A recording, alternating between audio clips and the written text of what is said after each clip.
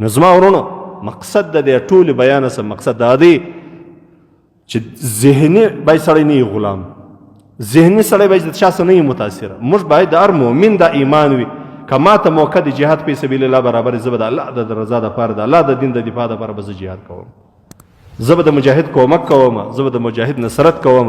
او د خپل وس مطابق کوشش دا وکړي، طلب د دې وکړي چې ستاسې پیسې د هغو کسانو په مالو سره یو ځای سي چې هغه د الله د دین د جهاد لپاره استعمالېږي. لکه اوس د ټولو ښه مثال دا دی، دا مظلومان ورونه فلسطینیان دا مظلومان دي، او د دنیا نور داسې ډېر ملکونه په خپله زموږ او ستاسې په د عمل کې ډېر داسې ډېر قومونه دي چې مظلومان دي. د مظلومانو کومک کول دا جهاد فی سبیل الله دی.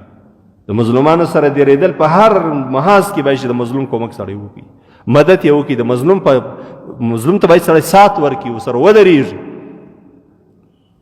نور خو داسې نه دی چې دا سړی 300 کاله ژوندي خو 70 کاله عمر دی بس تېرېږي په ګرده به مرو. خو تر ټولو بهترین مرګ هغه دی چې د الله د دین د دفاع دپاره سړی شهید سي. تاسې وګورئ څونه غټ غټ علما او شیخان، د څونه لویو علمو والا، د څونه پوه کسان، د امت په سطح باندې غټ غټ علما د ظالمانو او منافقینو د الله د دین په خاطر باندې نه دي سرې کړي، شهیدان کړي نه دي. مرګ خامخا راځي سړي ته، لیکن داسې به سړی ذهني به سړی داسې نه وي غلام، دونه به سړی بغیرتي به سړی په ځان کې نه پیدا کړي چې حق ویني او بیا ورباندې خاموشه. چې څوک مظلوم دی د مظلوم په حمایت به کوي د خپل وس مطابق. د دې معنا دا نه ده ورسه په روډ باندې ودر پټرول په ځان واچو ځان ته اور ورک ځان مړ کړي. الله عقل درکړی دی، فکر یې درکړی دی، ژبه یې درکړې ده، دماغ یې درکړی دی. د خپل اولاد دپاره څونه مبارزه کولی شي، د خپل کاروبار دپاره څونه جد و جهد کوي، څونه خواري کاږي. دا رقم د مظلوم مسلمان د خلاصون دپاره د فکر باید سره وي. هسې سړی دا رقم نه که ځناور یا یو حیوان بس وخوره وچښه بس بدسه ووځه ننوځه بله په شي باندې خبر نه د دنیا په غم باندې خبر یې، نه د مظلوم په غم باندې خبر یې، نه د مظلوم په حقوقو باندې خبر یې. حد اقل الله جل جلاله هر انسان ته د خپل وس مطابق الله سړی مکلف کړی. موږ باید چې خلکو ته ذهن ور جوړ کړو، فکر ور جوړ کړو چې ورور دا سړی ظالم دی، دا مظلوم دی، د دغو خلکو سره ظلم کیږي، دا مظلومان دي، پر دې باندې ظلم کیږي. دا ظلم پر کومه اندازه باندې ته دا بیان کولی شې؟ زه یو عالم یم، زما دپاره د دې منبر سره مناسب بیان پکار دی چې زه به د ظالم په د حق کې به دا وایم دا ظالم دی، دا مظلوم دی. زموږ په قومو کې په دې پاکستان کې ډېر قومونه مظلومان دي، ظلم ورسره کېږي، وحشت ورسره کېږي، بربریت ورسره کېږي. په دا قرآن چې موږ ایمان راوړی په دې قرآن باندې عمل نه کېږي. چا ته دا حق چا ورکړی دی چې ته د یو خاندان خلک راپورته کړه ګرده مړک؟ دا حق چا ورکړی دی؟ د دې قرآن مخالفت نه دی، دا صریح د دې قرآن مخالفت. دا زموږ په دا بلوچستان کې دا رقم نه کېږي. کورو ته خلک ورننوځي، خلک راپورته کړي، مړه یې کړي، په کنډوالو کې غورځولي. د حق چا ورکړی دی؟ کوم قانون دا حق ورکړی دی؟ دا ستا د دغه د لارډ میکالي قانون تا ته دا حق درکړی دی چې ته خلک راپورته کوه بس وژنه یې غورځوه. دا رقم هغه کسان نور په نورو ملکو کې په خیبر پښتونخوا کې دا رقم دی، په نورو ځایو کې دا رقم دی. قومونه مظلومان دي، ظلم ورباندې کېږي. موږ ته یو ظلم هغه بولو چې زما کور والا ته چا لاس ورواچوي، یا زما مینې ته چا لاس ورواچوي، یا زما کور ته څوک رانوت زما سره ظلم وسو. دا ټوله ظلم دی. حد اقل که دا نسې کولی چې د دا مظلومه سره هلته ودرېږي، دونه خو کوه د دې د حمایت اعلان خو وکړه. حد اقل دونه خو کوه د دې خلکو د دا ظالم په خلاف باندې خو دا خبره کوه چې دا ستا کار د خدای او د رسول د قانون بغاوت دی. صریح علی الاعلان بغاوت ته د الله او د الله د رسول د قانون بغاوت کوي. د ظالم په مقابل کې خودونه خبره وکړه. حد اقل د خپل مؤمن مسلمان ته خو د جهاد عقیده ور جوړه کړه چې وروره د ځان دفاع، د خپل مال دفاع، د اسلام دفاع، دا جهاد په سبیل الله ده. ته د مجاهد اجر الله تبارک وتعالی ورکړي او د مجاهد دا فضائل دي.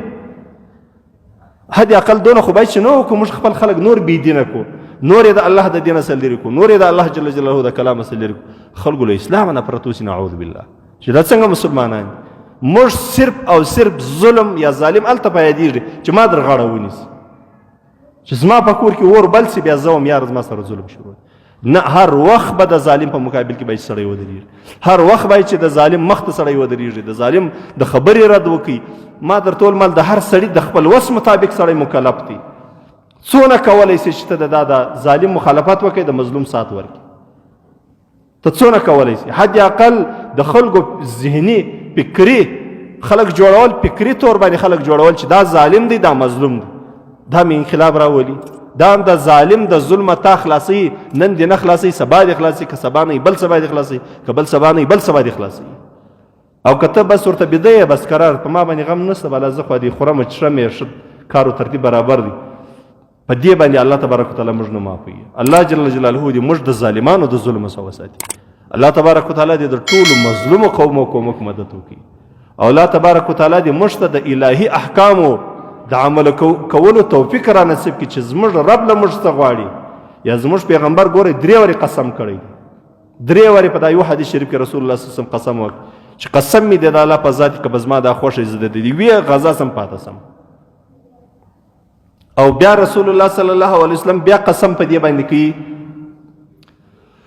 رسول الله صلی الله علیه وسلم قسم په دې کوي چې زما د قسم په الله باندې که زه که مې زړه دا غواړي چې زه د جهاد پاتې سم، او قسم مې د الله په ذات باندې دا مې زړه غواړي چې زه بار بار د الله د دین دپاره شهید سم. حد اقل دا شهادت ته معنا خو به شمار مؤمن کیي. او که چیرې یو مؤمن مسلمان نه جهاد کوي نه اراده د جهاد وه، دا سړی به مري په منافقت باندې به مري، د منافقت په یو شعبه یو حصه د منافقت په پرده باندې. حد اقل حدیث شریف دی رسول الله صلی الله علیه وسلم وایي که په دا کور کې ناست او دا ووایه چې الله ستا د رضا مطابق ستا د لارې شهادت را نصیب کړه، دا دعا بار بار سړی کوي. که په دغه وخت کې دا انسان ته په خپل کور کې مرګ راغلی، الله تبارک وتعالی د شهید درجه ورکوي.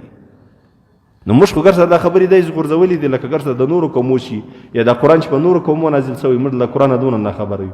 الله تبارک وتعالی دې موږ ته توفیق را نصیب چې موږ د رسول الله صلی الله علیه وسلم سیرت او صورت دواړه په ځان کې عملي کړو. د رسول الله صلی الله علیه وسلم چې څه سیرت او څه یې کړي دي، رسول الله صلی الله علیه وسلم چې په خپل ځان دپاره څه خوښوله، هغه موږ د خپل ځان دپاره یو قانون جوړ کړو، یو د ځان دپاره یو سبق کښېږدو او پر هغه باندې بیا ولاړ شو. الله تبارک وتعالی دې زموږ او ستاسو د ټولو مظلومو قومو کومک مدد وکړي. الله تبارک وتعالی د ټولو مسلمانانو حفاظت وکړي. الله جل جلاله دې موږ او تاسې هم دا زموږ او ستاسې ملک دی الله تبارک وتعالی د یو اسلامي او شرعي نظام خاوند کړي. الله جل جلاله دې نور د دا تورو تاریکو څخه د دا کفري نظامو څخه دې الله جل جلاله خلاص